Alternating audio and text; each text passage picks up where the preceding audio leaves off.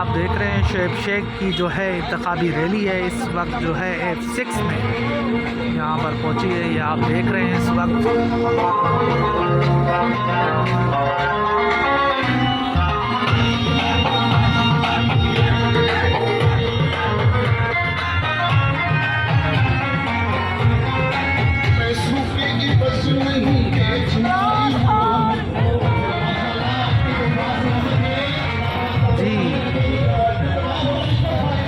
ये आप मनाज़िर इस वक्त देख रहे हैं जो है F6 इस्लामाबाद के मनाज़िर हैं इस वक्त।